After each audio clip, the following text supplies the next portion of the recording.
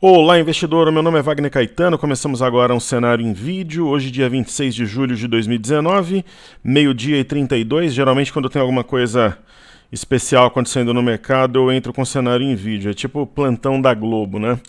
Quem dera. E galera, na verdade eu tô fazendo isso por causa da temporada de balanços, né? Tem algumas coisas meio esdrúxulas acontecendo no mercado, tanto aqui quanto nos Estados Unidos. E eu quero mostrar duas situações para vocês. Uma, quando eu comparo o ADR com ativo aqui no Brasil. E outra, o impacto do balanço em alguns ativos. Eu vou falar de Usiminas. E vou mostrar uma outra situação também. Então é algo bem leve, especial. Espero que vocês gostem. Ok? E não esqueça daquele like maroto. Isso fortalece muito o canal. Compartilhe o vídeo nas suas redes sociais. E assista os segredos da lucratividade hangout que nós fizemos semana passada. Então eu vou começar aqui pelas bolsas americanas. Pessoal, então hoje está um dia altista lá no exterior. Eu até imaginei que isso ocorreria, o petróleo em leve queda, mas a bolsa americana subindo. Lembra que eu falei para vocês ontem que, apesar de parecer meio maluquice, eu achava que a alta começaria pela Ásia, né? E foi isso que aconteceu, nós tivemos 0,24 na China, vai entender, né? Mas era um sentimento que eu tinha, fechou levemente acima da média. E a Bolsa da China, que é uma referência bem importante para nós, né? Eu não vou seguir nenhum script agora, eu vou fazer um vídeo bem leve, tá? E depois mais tarde tem o radar.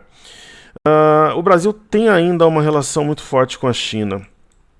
Então, uma bolsa chinesa forte, eu vejo com bons olhos aqui, vide e siderurgia, né, pessoal?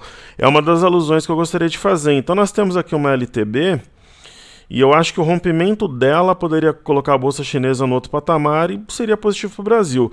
Tem um ponto intermediário aqui, que é a máxima do dia 15/7, né? Mais ou menos ali, 2.950. Teríamos aqui um fundo duplo marcado e provavelmente um alvo em 3.050.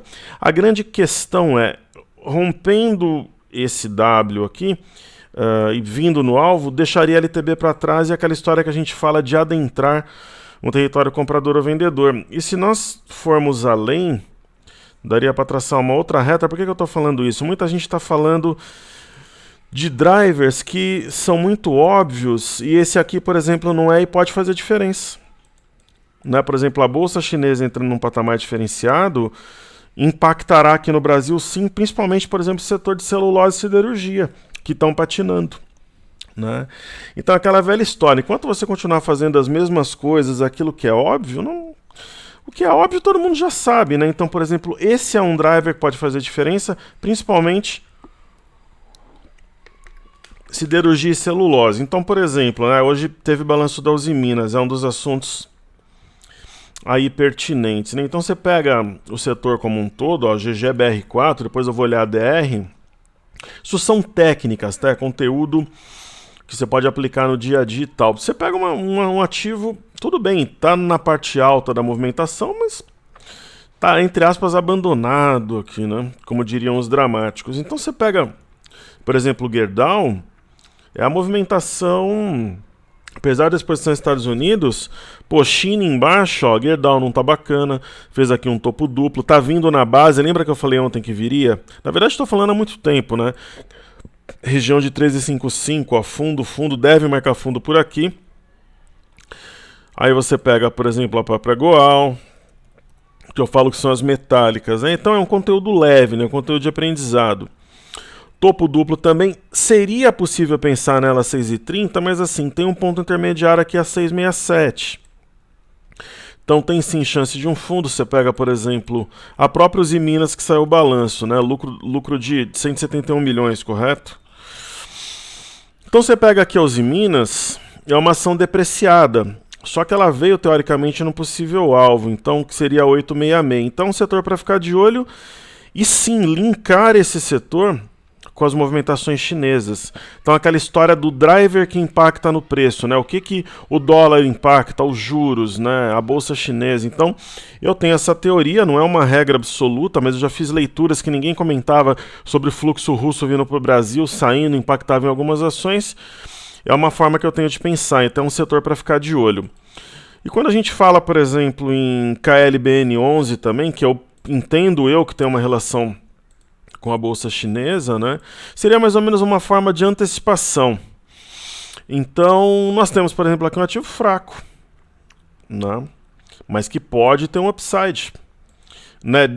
Poder ele sempre pode, mas concomitantemente, ou seja, linkado, né, na esteira de uma recuperação na China. Então, fiquem de olho, assim como o SUSB. Muita gente fala, pô, professor, mas a SUSB, existe ali alguma reação da celulose, né? Falam em aumento, de repente ela chegou num fundo, mas não sobe a ação. China. Concordo que está descontada, mas olho na China. Aqui teve um V invertido, a base do V 3105, uma região de suporte. Então, é um driver que eu acho que vai impactar nos preços. Uma outra relação. Eu tenho acompanhado...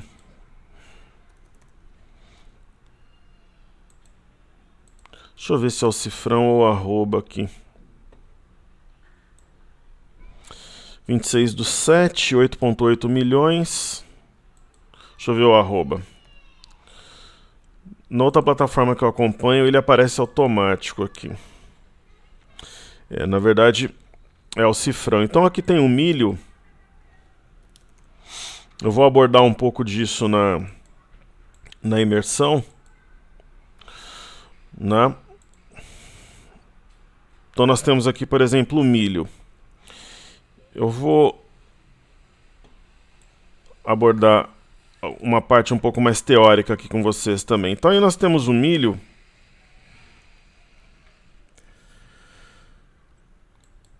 E o que nós temos aqui, por exemplo? Eu vou passar o básico aqui. Isso daqui eu vou abordar, vai ser umas novidades da imersão, tá?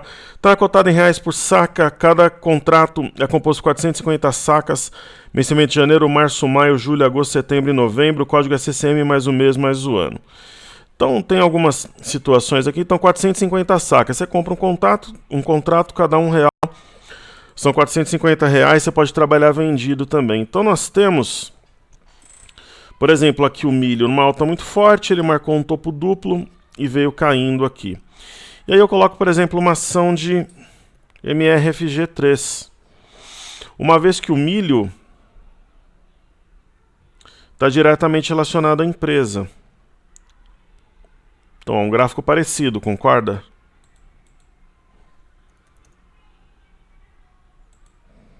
Alta, depois um movimento parecido com uma mola. Então esse é um caso. Aí você pega a BIF. Então é uma relação que eu estou estudando. Você pega a BIF3. BIF3 tem um movimento parecido, mas jamais inclinado para cima. Aí nós temos a JBS. Então teoricamente, pessoal, por exemplo, são relações que eu coloco entre os ativos, né?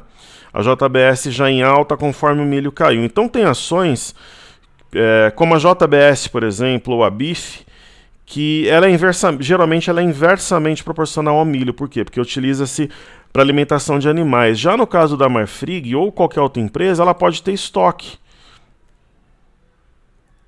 Então, se ela tem estoque, ela não sente tanto. E aí, quando o milho cai, ela faz um movimento parecido. Veja como Marfrig e o milho têm uma relação.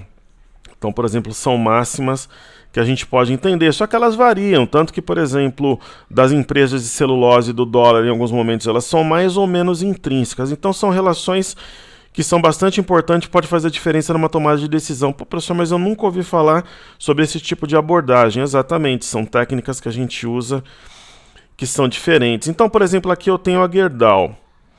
Muitas vezes eu descubro, ou eu antecipo o movimento de uma criptomoeda olhando uma outra. O que eu gosto de fazer aqui, por exemplo? Eu gosto de olhar a ADR. Então, se é um setor que eu estou de olho, é um ativo que me interessa, eu venho aqui GGB. Então, eu tenho aqui a Gerdau no TradingView. É um plano que eu assino, mas é um plano baratinho por mês. E eu percebo um movimento também de formação de topo, né? No caso aqui foi um homem enforcado. E ela também atingiu o alvo na DR. Né? que foi aqui 3 dólares e 58 centavos. Então eu posso muitas vezes pela ADR antecipar o movimento ou confirmá-lo aqui no Brasil.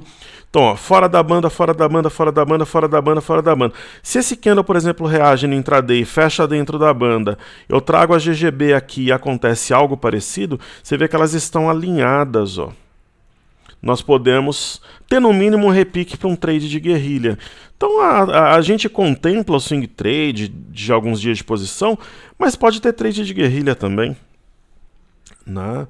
Então são situações que ocorrem aí que a gente pode utilizar como modus operandi. Só para finalizar, eu, por exemplo, gosto de estudar setores como um todo, né? Então vou te dar um exemplo aqui de técnicas que eu abordo na imersão e ensino para os alunos do meu grupo. Eu tenho, por exemplo, a Kipard, né? Setor médico. Então tenho a Kipard, a ação subiu, parece que vai fazer o mastro bandeira tocando na média. Eu gosto de colocar outros, né? FL, RY3, né? Então eu vejo lá um movimento também parecido. Uma espécie de um mastro bandeira também, já deixando a média e o topo anterior para trás. Aí eu posso colocar AP Vida, né, sempre fazendo o estudo em blocos, né, uma situação parecida também. Quer dizer, o setor vive um bom momento, né? Aí eu coloco, por exemplo, GB e O33, Biotoscana. Então o que acontece? A Biotoscana foi a ação que subiu de uma forma mais intensa, né? Saiu de uma região de fundo, uma acumulação e tal. Então, por exemplo, as outras ações estão apontando para cima. O setor vive um grande momento. O que eu faço? Você pode utilizar a técnica dos felinos aqui. Então, você marca a topo anterior, 6,49, quer dizer, você pega o ativo que está mais descontado. Eu não estou dizendo que eu vá comprar, mas eu estou te mostrando como é que eu faço o filtro, né? Como é que funciona a mente de um trader que trabalha com técnica, né, que decide por si, que lidera um grupo e tal. Então eu tenho situações aqui que são bem específicas. Eu tenho um topo anterior, um topo que gerou uma queda muito importante, né, uma queda de 9,49 até R$ 7,00. E perceba que o mercado bateu a 1 centavo do 9,49, 9,50 nesse ponto aqui. Então quer dizer, o mercado tem memória, né, e coisa e tal. Então, o que era uma resistência aqui se torna um suporte. Veja como a média vai subindo. E aqui nós temos um gap. Então, eu tenho uma região de possível inflexão que ela passa a interessar. Não estou dizendo que eu vá comprar.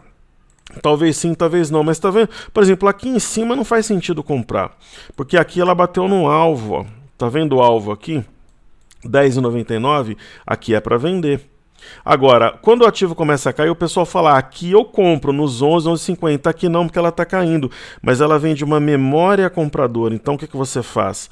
Você sabe que ela pode vir para fechar o gap na média de 21, mas que tem um topo anterior também. Então, você acompanha a ação, né? Então, no mundo dos sonhos, né, compraria-se aqui no gap, né, na região de 9,19, mas talvez você tenha que dar o bote um pouco antes.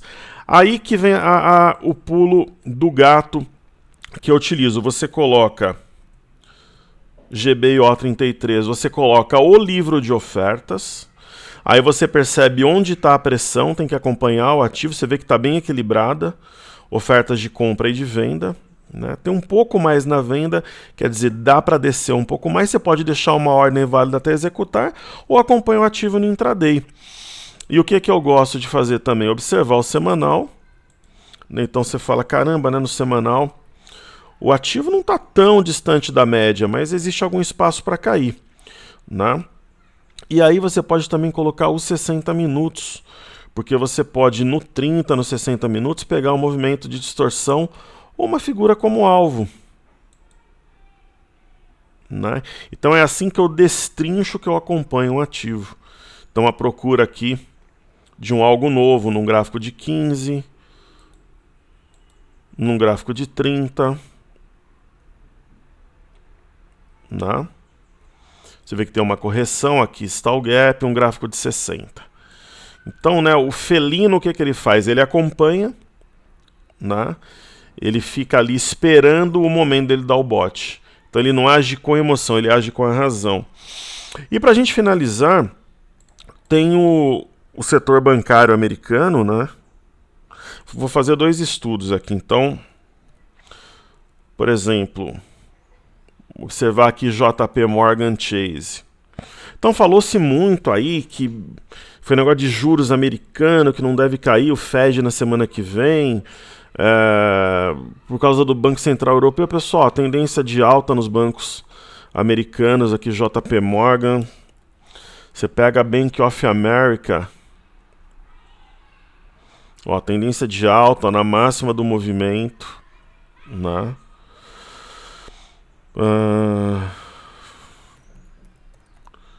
Você paga, por exemplo, o Morgan Stanley MS, máxima da movimentação com espaço para subir. Então esse movimento no Brasil, a gente pegou, por exemplo, o BBDC4, foi o balanço do Bradesco. Aí impacta a cadeia, então impactou Bradesco, Banco do Brasil, e está caindo ainda hoje, mas não tem uma relação com os bancos de fora, especificamente. Bradesco, por exemplo, tinha um gap, fechou, e é isso, mas o negócio foi aqui no Brasil, não teve nenhuma relação com bancos de fora, né? Então YouTube 4 foi algo específico aqui nosso, né? O mercado talvez esperava um balanço melhor, e aqui, lembra que eu falei ontem desse ponto, ó, por exemplo, em YouTube, que é o que tem o maior peso, 36,12, está acima, ó. Se de repente fechar acima da média, preencher metade dessa barra, a gente pode ter algo novo, né? Então, Banco do Brasil também, BBS 13, então o negócio foi aqui no Brasil. Então as teorias muitas vezes, ontem foi balanço do Bradesco, ó, nós temos um ponto aqui importante que eu achei que seria testado e foi, que é o 49,94. Hoje foi a 49,93 no alvo, e agora nós temos esse ponto aqui como referência, que é o 51,06. Se o mercado passar acima dele, pode ter um rompimento falso e a compra voltar à cena. E tem eu queria falar alguma coisa também. Eu falei aqui das bolsas americanas, né? Eu acho que era isso. Tinha mais alguma coisa que eu queria comentar. Mas aí depois, se for o caso, eu falo no radar. E uma ação, talvez tenha sido a ação mais pedida aí, eu vou fazer agora, que é SLC3, né? Eu acho que é o ativo mais pedido na minha lista, só que ela tá para trás ali. O pessoal pediu para eu dizer o que eu acho da ação. Essa daqui se enquadra naqueles ativos com bons fundamentos, né? Eu gosto de, quando eu vou estudar a ação, fazer em camadas pelo semanal. Você vê que ela está bem depreciada, né? Ela veio numa região de fundo que já tinha sido marcada em maio. É um ativo fora do radar, geralmente alvo de estrangeiro. Quem está puxando a alta são institucionais. Mas o que eu vejo aqui na ação? Eu vejo um fundo duplo marcado em uma região logo acima de um fundo anterior e um grande acréscimo de volume, né? Então, esse grande acréscimo de volume, nós tivemos praticamente quase um gap, com a 17,18, 17,20. Então, existe um gap aqui, e talvez, né, seja um gap de fuga. Porque o volume é muito forte, né? Então, quando você tem... É um gap por 2 centavos, mas é gap, né? É possível sim que seja um gap de fuga. O volume muito alto, né? Um fundo duplo, e nós temos um eixo, né? A 18,04 que está sendo rompido, e ele remete a 18,94. A parte importante disso é que nós temos aqui um padrão que me agrada muito. Nós temos um W menor e nós temos um possível W maior, ó. Inclusive com rompimento falso 17,27. Esse tipo de padrão, quando eu tenho uma figura maior e uma menor, me agrada. É uma das máximas do meu método, porque costuma surtir resultado. Ok? Então é isso aí. Esse é o meu recado. Eu espero que vocês tenham gostado. Depois eu volto mais tarde com o radar. Então boa sorte aí nas operações. Saúde e paz a todos, pessoal, e não se esqueçam do like, compartilhar, e seguimos juntos, porque juntos somos mais fortes. Então esse é o cenário em vídeo, eu achei que tinha algum conteúdo importante para passar, seguimos juntos, valeu!